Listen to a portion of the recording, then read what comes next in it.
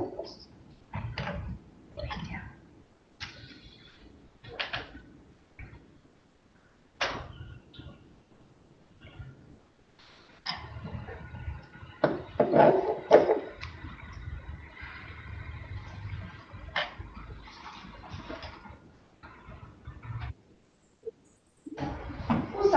So with that, welcome to councillors today to the April council meeting. Welcome to the members of the public that are watching via live stream, and also welcome to Councillor Beard and Tumoy, who are with us today via live stream as well. So without any further delay, we'll get the meeting underway, but declare it open at 1:02 p.m. That's fine. Councillor Neil is going to do the opening catechism today. Thank you, John. E aloha, e whakapoto, me te rangi mari e tato tato e. John, thank you, Councillor. Oh, she has done it before. She's done it a couple of times. She has done it before. Yeah. Thank you very much for that. That was lovely. Right, moving on to apologies. We have Councillor Connett. The resolution is that the apology from Councillor Connett be received and accepted. Please, I will move into seconder. Councillor Neil, thank you. Seconder, Councillor Casson, thank you very much. All in favour? Right. Okay, thank you. Declarations of interest. Again, it's been circulated. Please ensure that any changes are made and sent through to the appropriate people to be recorded. Next item on the agenda is urgent items that aren't on the agenda. And in accordance with section 46A7 of the Local Government Official Information and Meetings Act, and under section 9.2 of Council's adopted standing orders, the following item has been added as an urgent item, not on the agenda for today's consideration. It's an administrative resolution and it's the warrant of appointment of Jeremy Rice. The reason this is not on is it's the late addition is because of the council and the requirement of this position. Do I have the room to please so we can resolve the sequence of that later? Councillor Burden, Councillor Neil, thank you very much. All in favour? Okay. Will we get a copy of that? Okay. Will we get a copy of that? Let's come. Oh, thank you. I have.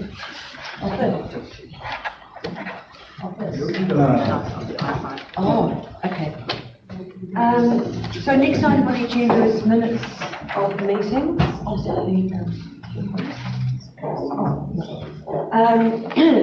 So first off, we have the ordinary council meeting minutes of 27th March. Can I have the mover and seconder please to resolve that the minutes of the ordinary council meeting of said day be confirmed as a true and correct record of the meeting, please? Councillor Neil, thank you very much. Seconder, Councillor Burden, thank you very much. All in favour? And I issue a proof that it should be added to the confirmed ordinary council meeting minutes for 27th March. Thank you, everybody. There's no minutes to be received from any standing committees. So from there, we will move on to the action list and pass over to our Chief Executive to speak to, please. Thank you. Councillors, so the items around the action list this time, item number 1, which was the paper that was due, it was due for this meeting around the council headquarters, around some options. We're holding that until the May meeting. There's been quite a bit of debate and discussion at the LTP meeting this morning, and we thought it would be useful to finalise the paper and bring it forward to the May and include some of those comments that were made as well. So that's the purpose of that. Hokitika Museum Trust Board formation, that item 15 is complete and will be removed if people are happy with that approach. We have the third item, which is the Department of Conservation, a presentation on around feral cats. That's completed and will be removed. That's the item being on today. Fiona Anderson is coming to present to us today on the agenda. Item 4, Hokitika CDB strategy, currently in progress. We're just working with the worship in terms of setting up the next list and the grow, and it's due for May, so we're in the ahead. The item 5, consent and compliance committee terms of reference are due in May meeting. The item 6, waste management and minimisation plan. We've held this report over until the May meeting because then it aligns with our colleagues in the other two councils. They are putting it through the council process as well, so we thought it would be better to wait and put these through the council at the same time. Number 7, West Coast Wilderness Trail. That process has a new meeting booked for the 30th of April for those that can attend. It has been a little bit difficult. There's been a lot of competing diaries to get things together, but that meeting has been scheduled for the 30th of April. Worship's leading that meeting. Item number 8, the scope of works for Hokitika Airport. There was a request for the executive group manager to send that through to the chair of the CCO oversight committee. That's been completed and therefore should be removed from the action list. Number 9, the council briefing on the Hokitika Airport. That was a request from Councillor Billett at the last meeting. That will be provided at the main meeting and will be led by the worship. Item number 10, the letter of expectations for West Roads Limited and Destination Westland Limited has been circulated so that can be removed from the list. Item number 11, draft infrastructure strategy and draft activity management plans. That's in the consultation of the LTP, has been completed and should be removed from the action list. And the same with item 12, it's just the consultation document and the draft LTP. Any questions on any of those items or anything else? Number 2, did you suggest that it's removed from the list, that was the Museum Trust? Only because once that's being action, and unless you want to keep track of it, I thought that the action list was to initiate the action and then responsibility is on the staff to actually manage it. If you wanted to keep track of it, we can leave it on, but I thought there was a discussion previously around trying to keep this action list current, so that we are actions rather than a monitoring tool. But up to you, happy with either way. If we've got the terms of reference to come back, we asked them for a breakdown of the management and operational structure and the structure of the trust going forward. Do we need to keep that current, or is it just acknowledging the fact that that work is being done? It's due on the 24th of July, Council. Yeah. So there's two parts to this one. The draft terms of reference are on the work program to be done, ready to be scheduled into the agenda the 24th of July. The first part of the action was around forming a working group, and I thought we were just progressing that, but if you wish to leave it on so you can report back on it, it's up to you. I'd like to see it left on just to, until I I have see. my question, yes, the same as James, about potentially leaving it there. I just note that this was an action from 2.5 years ago and it has fallen off the radar before, so I wouldn't like to see that happen again. So keeping a close eye on that one is important to me. No, that's just want to keep it on this. Yes, Good. Anything else? I suppose we should be, welcome the council controls on this. The report, See the reports coming in April. the report was coming to this meeting. We had quite a lot of discussion at the drop-ins, people had fed back information, and we thought it would probably, and to be honest, it's been probably third on the priority list against the local orders done well in the long-term plan, and we thought it would be a more complete paper if we brought it in the main meeting, and we could include some of the commentary that we had. We thought that would be useful for councillors to get that as part of the paper. Rather than cover up for May. As opposed to today. It's not a very much in the agenda. Well, I guess it's a trade-off of having a more complete informed paper in May and how we present it. so that people had a chance to feedback but not be rushed, as opposed to just trying to do something now and feeling like we would have to do another one anyway to feedback anything that came through the consultation. That's a trade-off. I'm sure we can manage the agenda. We should. Which will stay on. No, as Barbara said, we had some very good constructive discussion while out on the road trip and feedback, and that has continued, and it's only right that we bring a wider report back on the building, and by that time we will also have some more information ourselves amassed with that. So today all we could actually do is kick the can, you know, because we can't bring anything to a decision or a directive as such. What we're going to be bringing forward next time, we can actually point council and the staff in the right direction of where we're going to take this to. Through the chair, I would say that two of the items are really just the finalisation of items that have been discussed previously, so they're not full items as you would expect for this. The waste minimisation and the airport briefing. Proposal to add the Huckleberry Racecourse development as an item on the action list, so then you can keep council up to date across sections so we ask David why we ask David about the chance to keep ourselves and the public up to date on things on a monthly basis. If I can, on that one, actually the selling of the sections is not something that we're in charge of or manage, and it's not of our concern to that extent that it's not something we control. Correct, the free market controls that, but it's a good update to the community, and the money made by those sales directly impedes what we can do with the recreational development down the far Yes, it east. does, but it's a whole package. I mean, it's somebody's got to spend the time then chasing somebody else around their information on the willingness of appearing at a point where they can share that information. That's the point with that. What we could do is get them to the table to give us a once every 2 month update potentially on where things Something in are. that space would be good. If it's not on the action list, a quarterly update from them or whatnot. Yep. Sales and purchases are probably, publicly available information anyway.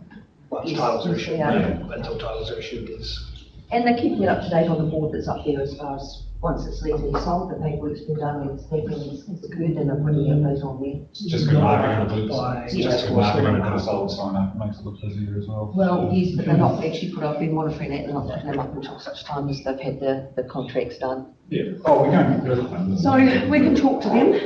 Just through the chair, I'd like to introduce when we split the action list and we have a standing item component and we just put these things on, and then you can, they won't get a lot, but you can see the email that comes back to you that might assist people to know when Yeah. Okay.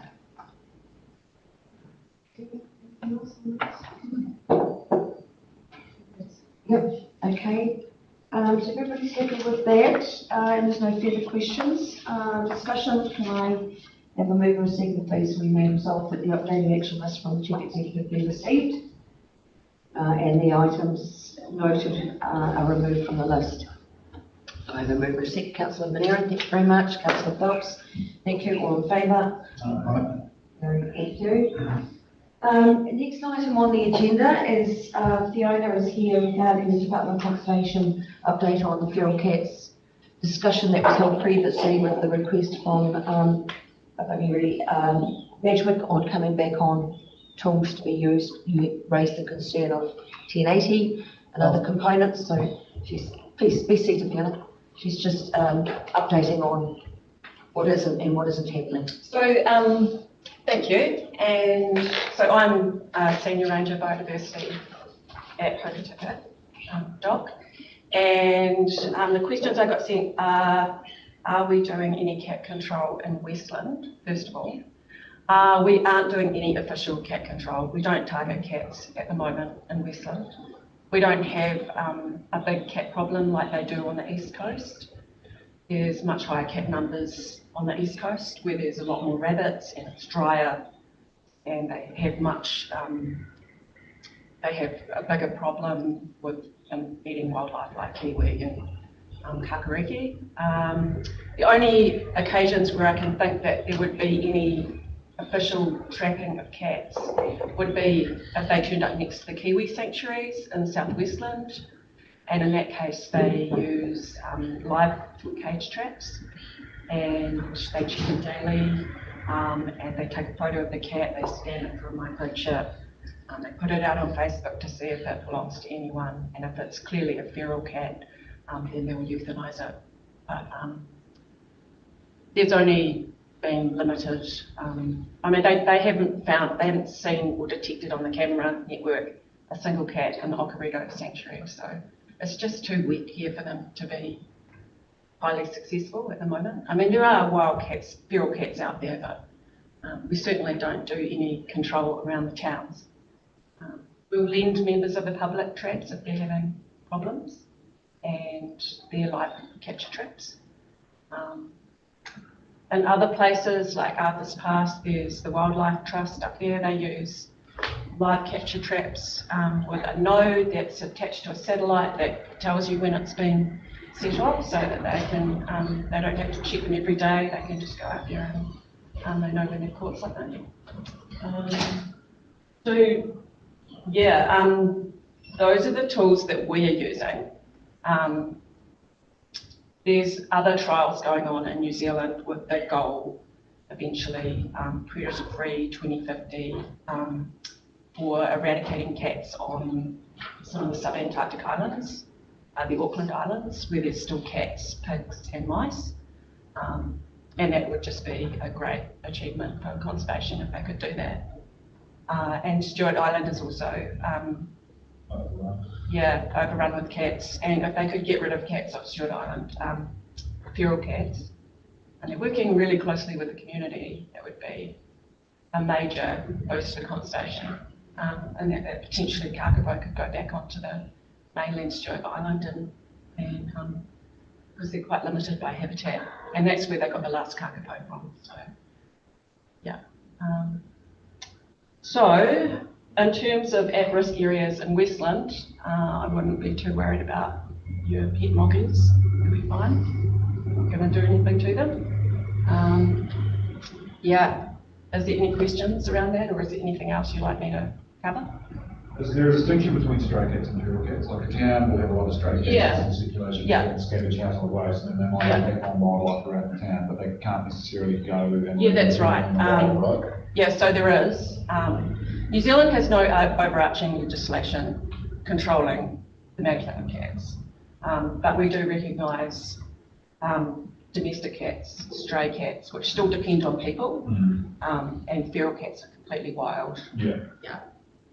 So, and I mean, there's not really any conservation land close to this town, if you're talking about the little population of stray cats. Yeah. Generally, as a region, we'd be talking about the entire area of Westland. Yeah. But yeah, the other districts in South Westland, they're really, close knit communities, and if they do trap a cat around the town, everybody finds out on the Facebook, messenger group, and they do their best to see if it belongs to anyone. I know there was a few cats lost from but they seem to have gone somewhere. It's part of the factor here as well, because you've got mustards and stuff in the forest, so there's competition for prey and stuff. Yeah. Stewart Island's got none of those. Yeah, Stewart Island has Right, so no cats just have stoats. free reign, Yeah. right? Yeah. So yeah, it's a big project. It will take some pretty amazing technology to pull it off, but that's the goal. I mean, that is the ultimate goal, is those sorts of places where it's actually, there's not that many people living there, and the people are coming on board with de-sexing their cats, getting them microchipped, they can see the benefits as well. So we could have a problem that couldn't be dealt with traps. What's the landscape scale solution look like? Would it have to, like, is 1080 by kill very effective for getting cats? Well, it's not something we don't target. Like, if we were going to target cats, we wouldn't use serial bait. I'm not sure about what happens with secondary poisoning. I don't really know. I haven't studied that very much. On the west coast, we don't really have that many cats. Yeah. Yeah, we just don't. We may think we've got a lot, but it's nothing compared to other places. Yeah, Because there are and places where Canterbury they're is, looking at where they Canterbury is miles overrun. around Yeah, cat management. yeah, and the cats are getting bigger and bigger over there as well, so they really are turning into something else. There's even the perm sightings over there. Yeah, so- that's right, yeah. Yeah, so that's interesting, Your Worship. So my question is, how was it raised in the first place? Because it comes through a staff report, said that DOC were doing cat control. That's how it came on the agenda, that the DOC were doing cat control. So the only thing that I could think of is near Waikukapa, which is near the Kiwi Sanctuary, one of the sites where they're releasing the Okarino Kiwi. There was some reports of cats, so they have been putting out some live capture traps down there, which it's kind of in the middle of nowhere, and it's really just along the edges of the farmland. I could find out more and send you some information, but it's a pretty small sort of project, and it doesn't involve any toxins. So through your Worship, so after that staff report, it said that DOC were doing cat control somewhere. I just raised about the use, because it's a Department of Conservation trial, they've applied to the Environmental Protection Authority to dump 10 acre-based sausages in James Forest Pass to control feral cats. So it is a DOC project, and they're going to there was a trial that they intend to roll out across the country as Department of Conservation policy. I'm not sure. I can't speak to that. I am aware that they did it, but I think it's more to do with a trial that is going to be rolled out to predator-free islands, sub-Antarctic, and Stewart Island. That is where their focus is. Yeah. The point is that it is the Department of Conservation application to the Environmental Protection Authority for it. And I'm just saying, I'm fully agree with him with control of feral cats. They're nasty and possible. But there's a inhumane way to kill them and to toss a few kilos of clean sausages out of a helicopter, not a humane way to treat kids. No comment, your comments noted, but it's not something that we have control over. It's not happening in our area. But I fully understand what you're saying there. I think there's probably a few of us around that. Everybody's got their point of views with this, but it's not something that we're going to be seeing here in our backyard at this stage. I'll just say personally, I support the use of 1080. I think it's good for protecting biodiversity and keeping people out of that area. So I'm sure there'll be a variety of views around this table, but I don't know that we as a district council even have an official or group stance on them. Yeah, so the other thing about cats is toxoplasmosis. They tend to spread that around and they get into sheep, and it also has a big impact on some of our threatened dolphins. So a bit of a problem, not so much of a problem. No, thank you for that, Fiona. And it's always good to get the updates. Would you use 1080 for carnivores, or would you use PAP if you were using? Would you use PAP if you were using a meat-based? I think that they're trialling 1080. I don't know what's happened with PAP, to be honest. But it is for the sub-Antarctic and Stewart Island. That's the focus. Yeah. Yeah, I mean, if they can get the funding to do the Auckland Island, the main Auckland Island, that would be amazing. And they do have a blueprint for that area. It's a massive project, but it's worthwhile. Yeah. Okay, thank you very much, Fiona, for that. Thank you. Everybody, go on now. Thank you. We appreciate you making the time. Right, so moving on, we have the. Sorry, before we move on, we just need to accept Fiona's report. So can I move in just a second, please, that we accept the report? Thank you, Councillor Davidson, Councillor Neal. Thank you both very much for that. Moving on, we have staff reports. The first one is the financial performance, and we have Lindley here to speak to us to that today. Thanks, Lindley, for coming and joining us.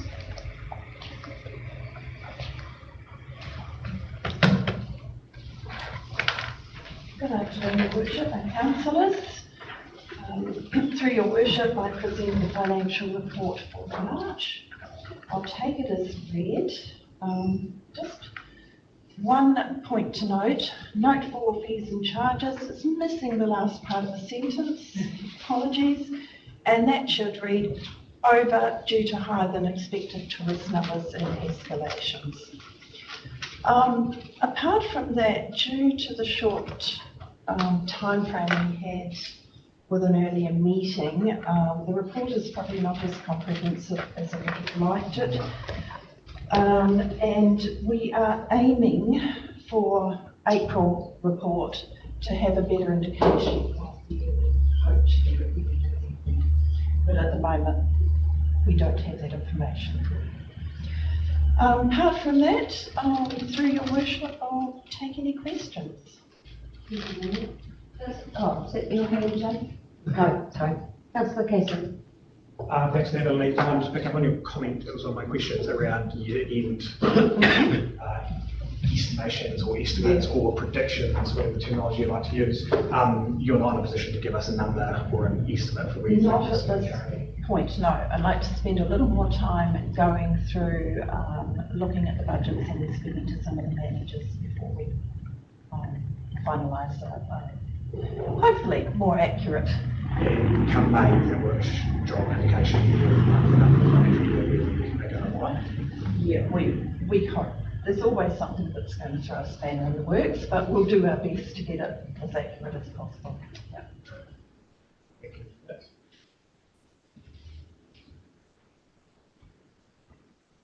Any further questions, clarifications seeked? Anything from our live stream councillors? Councillor Baird?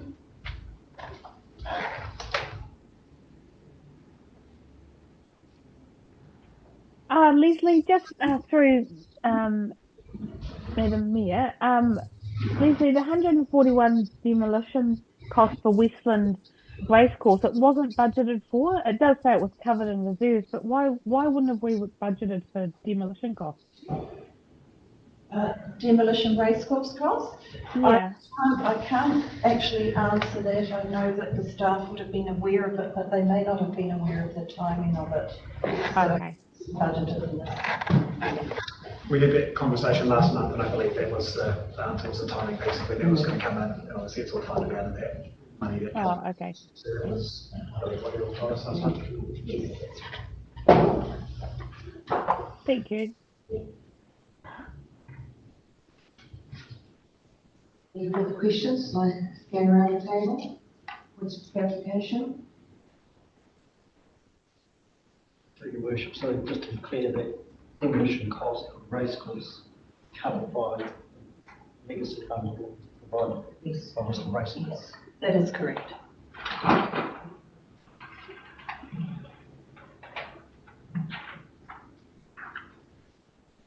Not directly related to this, but have you had any nibbles from the tourism minister or the prime minister to come to visit after your interview the other week?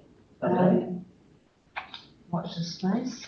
Cool. I guess some of the stuff around the installations and the cost of Wasn't a those. definitive no put that way. Disposal and stuff could be good conversations to be having with them around IVL and distribution to communities like us in Mackenzie and Queenstown that could well benefit from some of that pot of gold. So what Councillor Cason's referring to is I did a radio interview the other evening regarding the government's announcement of their $15 million tourism fund to bring more tourists to town. And so I wanted to know what the government was going to do to assist us with managing that by infrastructure. And I've been well supported around the country from other councils in the same position as us. So I later will get down and invite the tourism minister and the prime minister to come down and hear a few for themselves the issues we have. So if it's a resounding no, we may well end up with a bit of a visit. We'll just keep that pedal down on them. It's something that needs to be addressed and smartly. Through your worship, if they come in the middle of winter, I dare say they're not going to see anything. No, they're not going to see anything, but everybody will be able to have time to talk to them and present them with the information that they need to see. I've been totally up to date. Yes, they have. Yes, they have. And it's really disappointing because it's a lot of money to spend on increasing the tourism market and primarily the expense of the ratepayers throughout the country, because that's who forks the money at the moment. And it can't continue. So, you know, you're nice to have as a booming tourism market. We've got that currently, but future growth is not sustainable anywhere without some significant funding going into infrastructure, not increasing the volume of what tourists can do when they're here in New Zealand. So that is the argument. But one of the discussions I have had across the board, across the country, is that instead of myself working on it, Tekapo, Rotorua, Queenstown, Kaikoura, is we think to actually band together and be one voice. Because, you know, working together but individually hasn't worked. So let's stop doing that and have one voice, a lot more pressure. Suck it up. It's basically what the government is saying. Yes, it is. So Suck it up. More tourists, some of the wording will go back to them. more money. Yes. There's So- a consequence as well. And the genius of it all is that the left hand doesn't even know what the right hand's doing, because through Tourism New Zealand, the government spends just as much of the taxpayer money as it actually collects in the international visitor levy in the first place. So if they just didn't fund Tourism New Zealand to start with, they'd be a couple of $100 million dollars in front, and then they could possibly spend that on a few rubbish bins and toilets. But We're well off the beaten track of Linley's report, so we'll just get ourselves back to that for starters. Linley, also to the rates debtors, a pleasing result there, reduced over March by a significant amount. Yes, which is good to see. And potentially they will go up again as the latest invoices have come out. So you will see the spikes and then it levels out at the end of the quarter, which at this point will probably be the next financial year. I know in the report we talk about the fact that there are more arrangements for smoothing the rate payment over the year, and it seems to be increasing. Do we have any metrics on that? Do we have any way of looking at how the numbers are actually increasing, or is it? We can get that information for you if you wish. I just wonder whether it might be worth it that end of financial year, just to see how that's increased over the financial year, because it might be something that we could promote a little bit more going in and just understand it. Yes. Because it's interesting and it's a valuable tool for ratepayers to have, that they can break the payments down to suit their own financial positions. And it will certainly tell us a story of what is happening out there. I do know in some places, councils are actually in discussions with some of the ratepayers about the creation of reverse mortgages, but I don't see that as being something that's of our position to bring in or discuss. It's not something I'm particularly a fan of, but I know it's something that other councils are actually in discussions about elsewhere. So, pardon me, sorry, reverse mortgages on what? on people's homes, they can get a reverse mortgage so that their rates go against the mortgage, so that their mortgage increases rather than, the bank takes care of it, then their mortgage.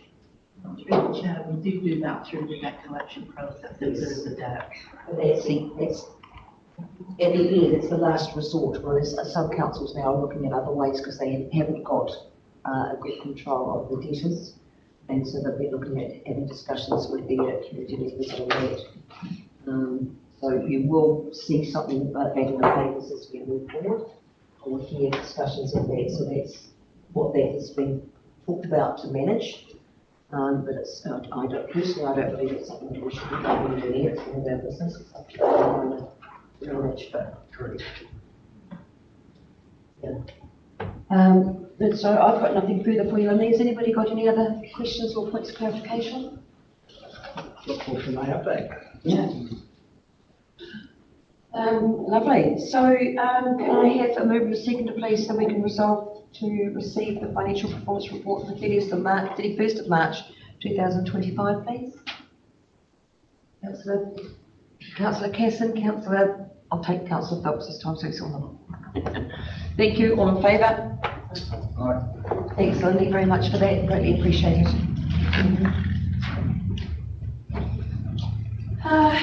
Next next on the agenda, we have the Delegations Manual Amendment, Regulatory and Compliance Group and Planning Department.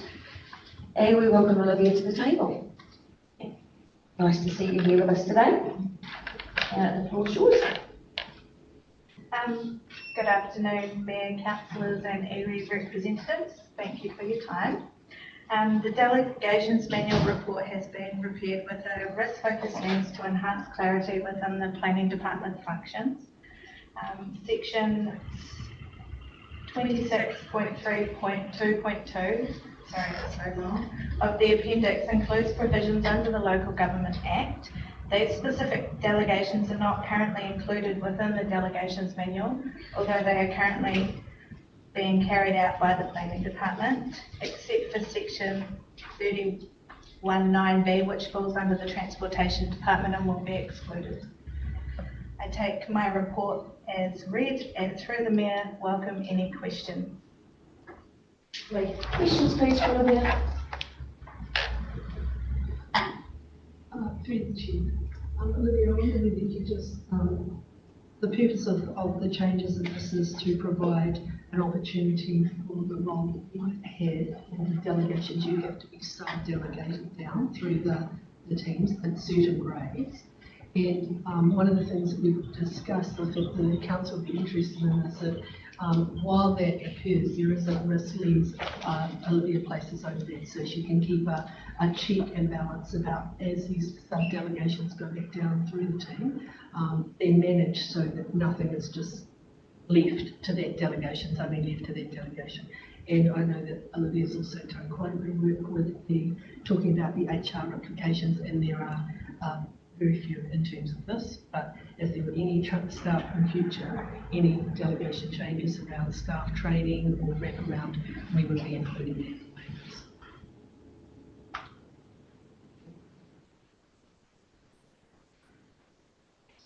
Sorry, Councillor Kessler.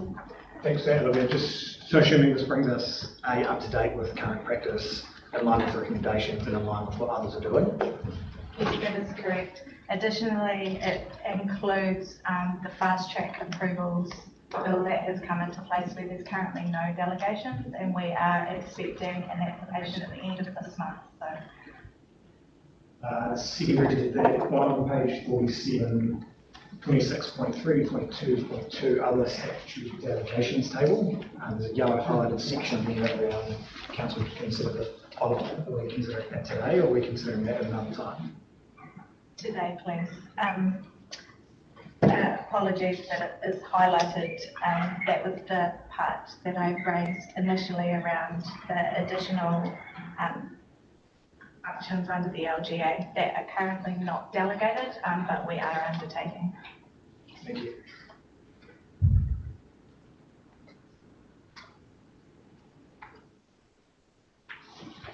So are we going to discuss these one at a time?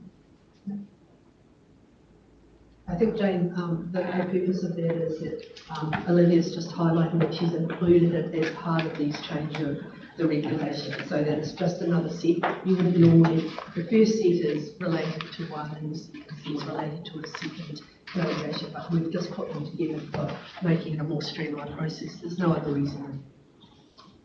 There's no questions. Right, has anybody got any further questions? Right, so Councillor Casson has moved that the resolution is that the report be received and that the proposed amended delegations attached to the agenda be approved and replace the corresponding sections of the current delegations manual as noted. Happy to second that, Councillor Neal, thank you very much. All in favour? Against? Carried. Thank you very much, everybody, and thank you, Olivia, very much for that. Please. Thank you. Okay. So next on the agenda is the late agenda item, which is the warrant of appointment for Jeremy Rice. We'll take it as read. And I am after a move for a second just so that we can resolve that council confirm its seal being affixed to the document of the warrant of appointment for Jeremy. Councillor Burden, thank you. Seconder, Councillor Manera, thank you. All in favour? Carried. Rico, there's the warrant. Yeah. So next is the resolution to go into public excluded. So I'm after a move and a seconder, please, so that we can resolve that council move into the public excluded section of the meeting at 1:46 p.m. Do I have a mover and seconder? Councillor Phelps. Councillor Neal, thank you. So we thank the members of the public for their viewing via the live stream and all those in attendance at the meeting today. Councillors Baird and Tumahoe, we ask that you connect back up with Di when we restart the Zoom link.